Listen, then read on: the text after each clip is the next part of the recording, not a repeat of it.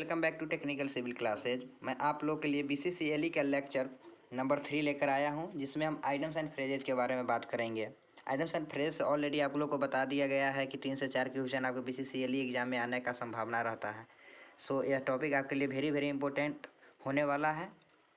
So guys, आप video को अंत तक देखिएगा, और ये इंग्लिश पॉइंट ऑफ व्यू से भी बहुत इंपॉर्टेंट टॉपिक है। सो अंत तक देखिएगा। चलते हैं, लेक्चर को आगे बढ़ाते हैं।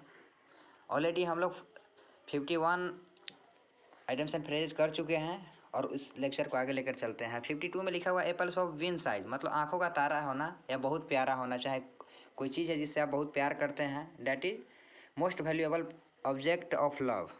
आंखों का तारा होना, इसका मतलब ही होता है बहुत प्यारा होना। जैसे कि माँ बाप अपने बच्चे से बहुत प्यार करते हैं, डैट उनके आंखों का तारा कौन हुआ? उनके बच्चे हुआ। That is most valuable object of love. Apple of discord. Apple of discord का मतलब होता है क्वारल, झगड़ा करना। एप्पल ऑफ डिस्क्वायर्ड का मतलब होता है झगड़ा करना। Apple of pie order. Apple of pile मतलब एक परफेक्ट ऑर्डर में, मतलब एक सीक्वेंस में होना। एक परफेक्ट ऑर्डर का मतलब क्या होता है? एक सीक्वेंस में होना। That is apple of pie order. उसके बाद an axe of grind. An axe of grind का मतलब होता है सेल्फिश मोटिव होना, मतलब सिर्फ अपने बारे में सोचना। बहुत सारे लोग होते हैं स्वार्थी, जिसको आप स्वार्थी नहीं बोलते हैं, जो अपने ही बारे में सोचता है, अपन काम बनता बाहर में जाए जनता। बहुत काफ़ी प्रचलित वर्ड है जो आप सुने ही होइएगा। इसी को बोलते हैं एन एक्स ऑफ ग्लाइंड, मतलब सेल्फिश मोटिव वाला पर्सन। एन एट ए स्ट्रेच। एट ए स्ट्रेच मतलब एक ही दम में, कोई काम को एक ही दम में, एक ही सांस में कर देना। डैट इज कंटिन्यूअसली, मतलब लगातार करना, एक ही सांस में करना। डैट मीन्स लगातार करना। To be at danger on which, मतलब अपने आप को ना खतरे में महसूस करना। To be at danger on which का मतलब होता है अपने आप को खतरे में महसूस करना। इसका मतलब हुआ कि आसपास आपके पास दुश्मनों का खतरा होना। To be an enemies in surrounding you. That is मतलब कि क्या हो गया कि to be at danger on which, मतलब अपने आप को खतरे में महसूस करना। Eight 11th our. Eight 11th our का मतलब क्या होता है? At late stage. Late stage में होना, मतलब कि लेट होना। Eight 6 and 7। एट 6 and 7 का मतलब होता है डिसऑर्डर, मतलब कि एक ऑर्डर में नहीं होना, सीक्वेंस में नहीं होना। इसके बाद है 60 में to be at one's wits end, मतलब to be in fair. To be at one's wit's ends मतलब टू बी इन फेयर होना। Bear and god. Bear and god मतलब अच्छा फीलिंग करना, मतलब अच्छा फीलिंग आना। टू बी बेटर फीलिंग, अब किसी को देखकर किसी को अच्छा फीलिंग आता है, that is bear and grudge. Behind once back. Behind and work मतलब होता है किसी एक को अब्सेंट होना, किसी एक आदमी का अब्सेंट होना। That is behind one back. Boil down. Boil down का मतलब होता है 63 में बॉयल डाउन है। बॉयल डाउन का मतलब ही होता है रिड्यूस, कोई चीज़ का घटाना या घटना। रिड्यूस, कोई चीज़ का घटना। Blow one's own trumpet. Blow one's own trumpet का मतलब होता है अपने आप पर गर्वान्वित महसूस करना, प्राउड फीलिंग करना। That is to speak proudly on your self, मतलब अपने आप को गर्वान्वित महसूस करना या अपने आप पर गर्व महसूस करना। जैसे कि आप लोग BCCLE के एग्ज़ाम का प्रिपरेशन कर रहे हैं, आप अगर BCCLE क्रैक कर देते हैं और अच्छे रैंक आ जाता है, जिससे अच्छे कॉलेज आपको मिल जाते हैं, तो अपने आप पर गर्वान्वित महसूस कीजिए। कोई पूछेगा तो अपने आप पर प्राउड फीलिंग कीजिएगा कि हाँ, हमने ऐसे तैयारी किया था और ऐसे पास कर गए। That is to speak proudly on your self. Bad blood. Bad blood का मतलब होता है बैड फीलिंग, मतलब कि किसी को देखकर गलत विचार आना या गलत फीलिंग आना। That is bad feeling. Heart to heart. Heart to heart का मतलब होता है free and frank. Free and frank का मतलब क्या हो गया? फ्रैंक का मतलब एकदम खुल्लम खुल्ला, जो दिल में आए वो बोल दिए। That is free and frank. Heart to heart का मतलब ही होता है फ्री एंड फ्रैंक, मतलब खुल्लम खुल्ला, एकदम फ्री होकर, किसी का दबाव नहीं है आप पर, एकदम खुलकर बोलना या खुलकर कोई चीज़ करना। That is free and Frank, दिल से करना। उसके बाद हैप्पी गो लक्की। हैप्पी गो लक्की का मतलब क्या होता है? Careless and depending upon on your good luck, मतलब कि अपने लक पर ज़्यादा विश्वास करना, मेहनत नहीं करना, लक पर ज़्यादा विश्वास करना। जैसे कि आप लोग बहुत सारे लोग देखते होइएगा कि BCCLE का, चाहे बहुत सारे एग्ज़ाम के प्रिपरेशन करते हैं, लेकिन अच्छे तरीके से नहीं करते, अपना बेस्ट इफोर्ट नहीं दे पाते हैं, मेहनत पर कम और मतलब लक पर कुछ ज़्यादा विश्वास करते हैं।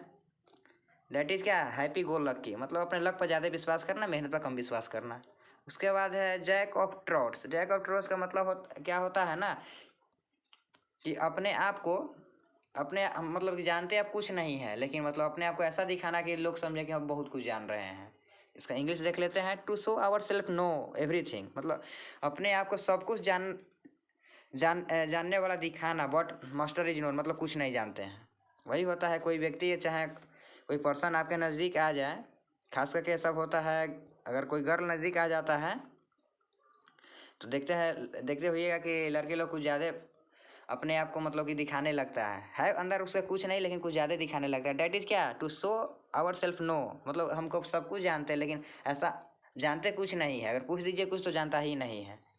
जैसे क्लास वगैरह में भी देखते होइएगा बहुत सारे बच्चे ऐसे होंगे जो मतलब सर जी के हाँ में हाँ बहुत ज़्यादा मिलाते हैं। मतलब कि सर जी की नज़र में सोचते हैं कि मतलब सर जान जाए कि हम बहुत कुछ जानते हैं, लेकिन अगर कुछ पूछ दीजिए उनसे तो वो कुछ नहीं बता पाएंगे। अब 69 में चलते हैं। किड्स एंड कीन, मतलब रिलेटिव्स। मतलब कि रिलेटिव्स का मतलब जानते ही होइएगा। हार्ड एंड फास्ट, मतलब स्ट्रिक्ट होना। हार्ड एंड फास्ट मतलब कोई चीज़ एकदम मतलब समय पर करना, जल्दी करना, डेट स्ट्रिक्ट। स्ट्रिक्ट होना। टू हैंड फायर मतलब होता है डिले होना, कोई चीज़ में डिले होना। कोल्ड ब्लड का मतलब होता है कोवार्ड्स का मतलब ही होता है डरपोक व्यक्ति।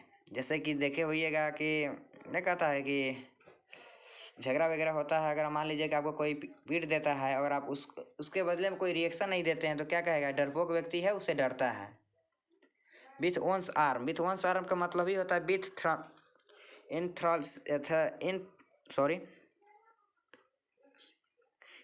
इंथासियम मतलब होता है प्रसन्नतापूर्वक, प्रसन्नचित होना। टू ड्रॉ ए लाइन का मतलब होता है टू सेट लिमिट को सेट करना, मतलब कि अब एक दायरे में रहना। टू ड्रॉ ए लाइन एक दायरे में रहना या एक लिमिट को सेट करना। To have one heart in your mouth, to be afraid डरना, किसी से डरना।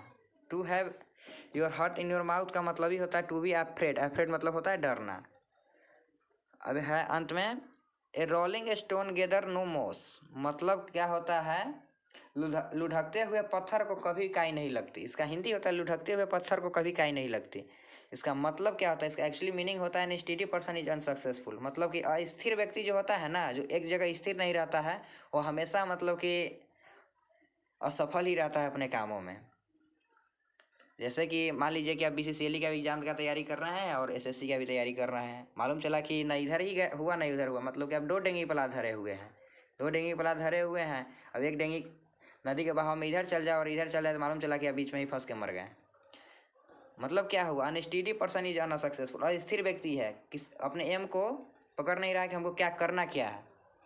सो गाइज, आज के वीडियो लेक्चर में हम 76 तक हम आइडियम्स एंड फ्रेजेज करवा दिए हैं। शायद ये लास्ट लेक्चर है आइडियम्स एंड फ्रेजेज का, और आगे हो सकता है तो ऑनवर्ड सब्स्टिट्यूशन आप लोगों को पढ़ाया जाएगा।